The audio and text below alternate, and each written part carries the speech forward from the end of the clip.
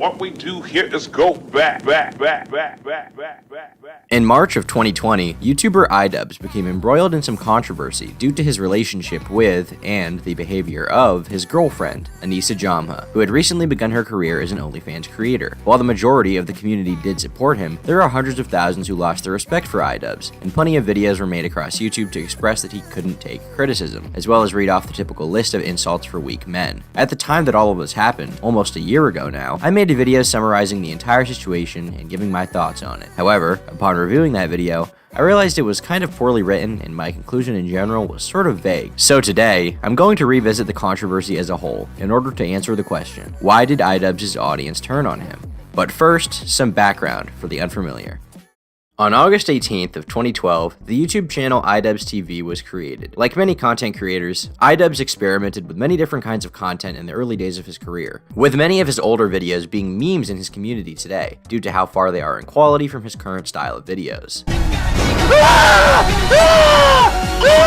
Unfortunately for young Ian, none of these early styles of content really stuck or managed to draw in viewers. The first video series to garner him any real traction was titled Kickstarter Crap, where he would review poorly made Kickstarter projects comedically and give the creators worthwhile criticism while also providing an entertaining product for his audience. As time passed, Ian introduced other series to his channel as well, such as Bad Unboxing, where he encouraged his fans to send him packages in the mail that he would then open in his videos, and Idubbbz Complains, where he gave his general thoughts on something and, well, complained about it. While his audience was loyal at this point and he was receiving a steady increase in subscribers, his channel was still relatively small, clocking in at around 200,000 subscribers by December of 2015. All of that would change with the introduction of his next and most infamous series, Content Cop. Introduced officially to the Idubbbz channel on December 13th of 2015, Content Cop sought to thrust Ian into the already growing community of commentary creators on YouTube, videos where people would call out the cringy, scummy, or downright nefarious actions of other creators. Content Cop was no exception to this, perfectly fitting within the mold of the genre. That being said, there are a few things that set his videos apart from the rest. At the time of Content Cop's creation, most commentary videos followed a very basic formula, which I feel like I've had to address time and time again, but whatever. Ugly or greasy teenagers speaking into a microphone over gameplay footage. Usually, the persona of the person in question was also pretty smug and interjected some dark comedy into their videos to keep the viewers interested. While this was a pretty low-effort style of content, for the time it really worked, with commentary YouTubers being able to post videos every day of the week, taking advantage of a recommendation algorithm that at the time rewarded posting as many videos as humanly possible. By contrast, Idubbbz took a much different approach to commentary videos. Instead of using gameplay footage, the first episode of Content Cop had Ian film himself talking to his audience, making him seem more serious and personable. He had skits in his videos, already elevating his humor above the typical ear rape memes and MLG edits that was typical of commentators at the time. His videos felt a lot more serious. This wasn't a one-off video where he responded to one particular upload from someone.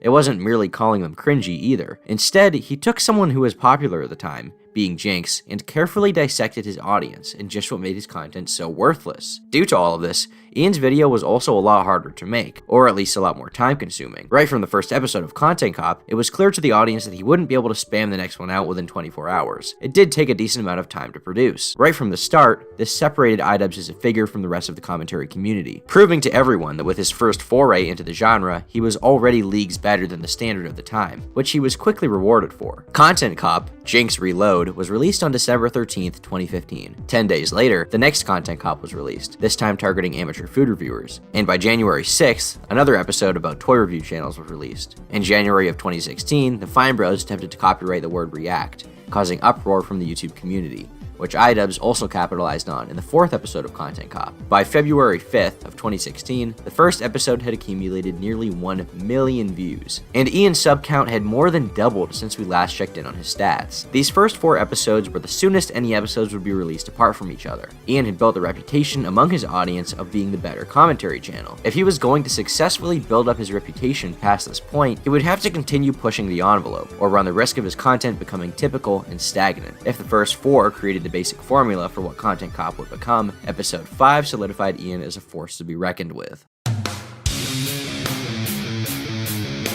In early 2016, there was no man more hated by the YouTube community than Keemstar, which Idubbbz was fully aware of. However, most of the hate towards him was spread out across multiple videos and years of drama. No one had done a good job summarizing all of it and concluding with a believable thesis about their character. While the other episodes posed themselves as serious criticisms of the people in question, the installment would be a turning point for the series. Instead of being merely a commentary video, this was an outright hit piece, and while it was comedic in nature, the video ended with telling Keemstar to off himself before ending on a parody of All Star. MLG, hey now, you're a Keemstar, eat your popcorn, go tea, and all I report is the news, if you can call this news.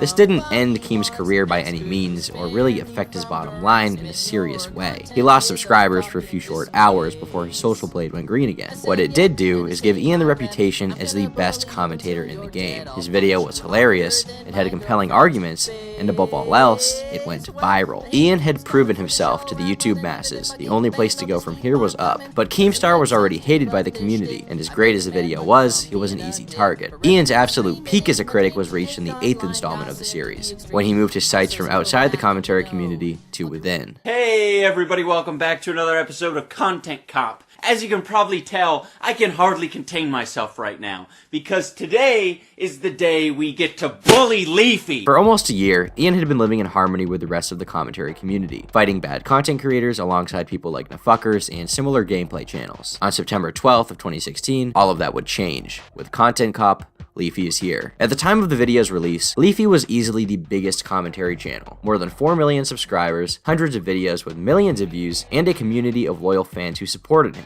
Idubbbz's video picked apart Leafy's content in order to attack his character. Through his videos, Ian was able to point out a number of character flaws, namely chronic insecurity and cowardice, two things that aren't particularly desirable in someone who spends their days bullying others online. And while his arguments were important to the video overall, I'd argue that Idubbbz didn't manage to put Leafy's reputation in the toilet because he was actually a bad person. He didn't convince his fans to stop watching him just because his videos were bad. All of his audience was already subscribed to Leafy for his low-effort videos and had been watching them for years prior to this video. Why would someone calling his videos bad suddenly convince most of his audience not to watch them? What actually contributed to Calvin indisputably taking the loss in this situation is that Ian turned him into a joke. He made it uncool to be Leafy. While the point of him mocking his small chin was to show his insecurity and give him some of the same treatment he gave others, the audience at large didn't really care about that. They just wanted to make fun of the bully who had a small chin. And furthermore, there wasn't anything edgy or unique or cool about Leafy anymore. Idubbbz had replaced him as someone who was willing to take his jokes farther and hit his targets with more biting arguments. He was just the better YouTuber, and I say this as someone who likes Leafy. But all of this nuance didn't particularly matter at the time. Content Cop Leafy exploded in popularity, Leafy started a trend that lasted years of his social blade going red,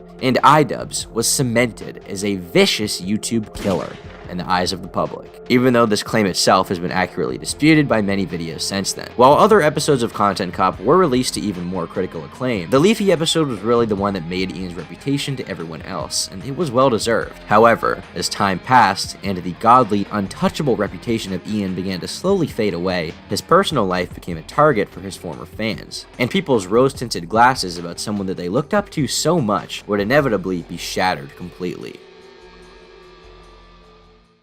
Anisa Saga is a streamer and internet personality, but more importantly to the YouTube community, she is Idubbbz's girlfriend. And I kind of feel bad for her in this way because anytime I see her mentioned, it's never just that she's Anisa, it's that she's Idubbbz's girlfriend, but that should probably be expected considering the relative size of his stardom. Word about Anisa had been spreading for a while in the YouTube community, with clips of her being posted throughout 2018 and a few videos criticizing her blowing up online in the months preceding the main subject of today's video. On March 9th of 2020, Anisa would really be put on the map for all of Idubbbz's audience when she posted a tweet announcing the launching of her OnlyFans, a website that needs no introduction. With her being a pretty popular public figure who has also tethered her brand to someone who is extremely popular, it's no surprise that this received some mixed responses. While some people were supportive of her new business venture, others expressed their distaste for it through memes and outright statements of condemnation. She gets called a whore, he gets called a simp, the internet does its thing. 6 days later, Ian posted a tweet where he said, "No more Mr. Nice Simp," poking fun at the entire thing without making any real statement on the matter. But evidently, his joking demeanor quickly turned to annoyance, and he posted a video to his channel talking about the drama as a whole. Overall, there are a few main points he made here. He sees it as completely fine to meme on the situation and make fun of everyone, but he doesn't like the people demanding that he break up with Anisa,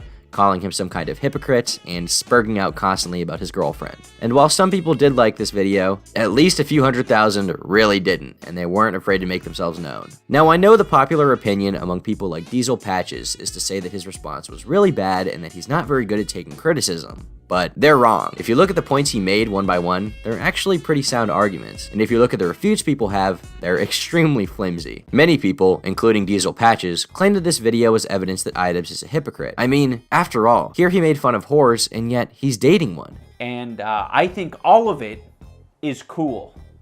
You're a whore. I know. I didn't think it would be a controversial opinion either. Yeah, sorry Ian, not enough people are on your side for you to act this pretentious. It's pretty obvious why people are upset about this whole situation. There's a video of you mocking sluts, and you're dating one. If you are a chimpanzee, I can understand why this may seem to be the case. However, if you take even a few seconds to look at the context of the video, it was posted as a joke in tandem with a series of other green screen recordings that Idubbbz posted for his audience to use. You're a whore. You're a whore, just admit it. You're a whore, you whore yourself out online, you whore yourself out in front of your family and your friends. You're a whore, plain and simple. If you genuinely think that this clear joke is a serious statement about how Ian feels, then you must think that every joke is actually a statement of serious beliefs and not just that.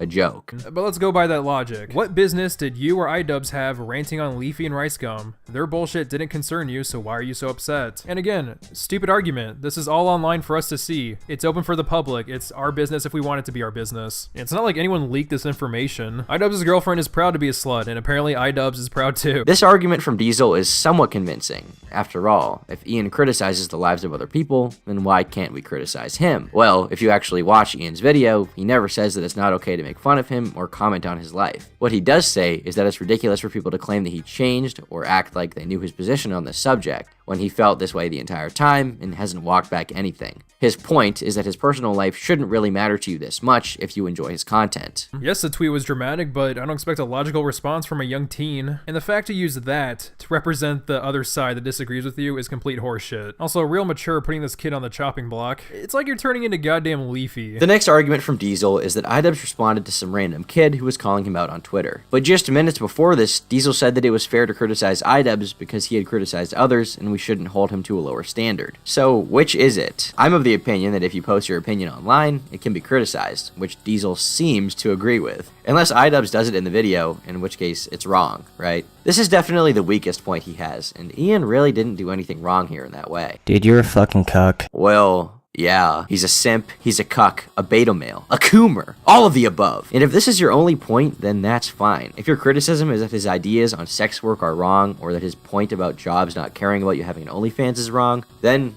cool. That's all good. But the idea that he can't take criticism is dumb. I think people like Diesel's idea of him taking criticism is just bending over and taking it without arguing. For years now, we've simply stood by and watched Idubbbz's girlfriend act like a toxic thought, but we kept saying to ourselves, you know, while Idubbbz's girlfriend is complete AIDS, at least he's not directly affecting her behavior. Until now. There are a lot of people who don't like Anisa for reasons unrelated to the OnlyFans thing, and there are a lot of fair criticisms to be made of her. But Ian hasn't defended her or talked about any of that as far as I've seen, so I don't really see the relevance to him. If you want to go after her, fine, but don't pin it on him. This is something that Diesel seems to agree with, but he says he changed his mind about once Anisa announced her OnlyFans. Apparently, because Ian is fine with her being on OnlyFans, that necessarily means that he endorses all of her behavior. I don't think you know what hypocrisy means, and the fact that you didn't really explain any of what she's guilty of and how she's just as bad as any of the people that Ian used to criticize is kind of telling. If Diesel wants to just make fun of Ian, that's whatever, but I don't think he should be able to pretend like his arguments are actually thought out or hold any weight when they just do not. He even says that he thinks Ian should break up with her, as if that's an actual criticism. An appropriate response would be to call out his fake-ass girlfriend to break up with her and admit he was wrong. And yes, I do think breaking up with her is the right thing to do. If you haven't noticed, she's kind of a toxic cunt. I mean, God forbid you date someone Diesel Patches doesn't like. Then you're really gonna get it. And obviously not everyone believes what Diesel believes. Critical and some ordinary gamers had much different takes on the topic, But Diesel does have multiple popular videos about Ian with positive like to dislike ratios, meaning he's an important part of the discourse and a lot of people see him as a voice for their perspective. It's so unfortunate that his voice is also fucking stupid. And look, you guys all know me, Turkey Tom. I'm a funny guy now and then. I love a good laugh. I definitely made fun of Idubbbz for dating a woman that makes a living off of her tits. And if your only issue here is that his girlfriend is who she is, then I really can't argue with you. That's fine. If it's so much for you to handle that you feel the need to unsubscribe, I really can't tell you otherwise. But if your point is that Ian cannot take criticism, responded to it poorly, or is a hypocrite, then I'm sorry, but you have not substantiated that claim very well, and I'm left with the conclusion that you're being facetious. The real reason why people stopped viewing Idubbbz as the god of the commentary community is that they had to realize he's a real human being, and in that, he's also fallible. He didn't change, he was never some YouTube god, he's always been the same dude. But now that it's uncool to be Idubbbz, the illusion is shattered. Much like with Leafy, Calvin became the guy with no chin, and Ian became the simp. This point is further illustrated by the fact that once the wave of hate around Leafy had died, and as soon as it became uncool to be Idubbbz, Leafy took the opportunity to come back, to almost no resistance at all. The first video he posted back to YouTube was a short clip of calling Ian a cuck, and everyone simply accepted him with open arms, despite how for the past 3 years, everyone has derided him and called him one of the worst YouTubers ever. The content cop was now void. It was cool to be Leafy again, and it was uncool to be Idubbbz. If the worst thing that you can say about Idubbbz to this day is that his girlfriend is an e-prostitute, then that's fine. However, calling him a hypocrite, saying that he can't take criticism, or that he has betrayed his audience in any way is pretty disingenuous. It's just another highlight of how a good portion of the YouTube community is pretty brain dead, and nothing about this controversy changes what Idubbbz did for YouTube. Ian inspired a generation of people online. Content Cop was the greatest commentary series ever, and discounting all of his accomplishments as a creator just because of this controversy is really pathetic. People like Ethan Klein had a downfall that you can track for years. He's actively become what he hated in the first place. Idubbbz, meanwhile, was never this holier-than-thou figure that everyone made him out to be. From a creative perspective, sure, but as a voice of moral authority, the role was thrust onto him rather than actually embraced. And as a result, once people realized there was one moral disagreement they had with him, they tried to throw other things at the wall and see what would stick. Idubbbz's audience didn't turn on him because he was wrong or a hypocrite, they turned because he wasn't cool. I've been Turkey Tom, thanks for watching, and until next time, leave me alone.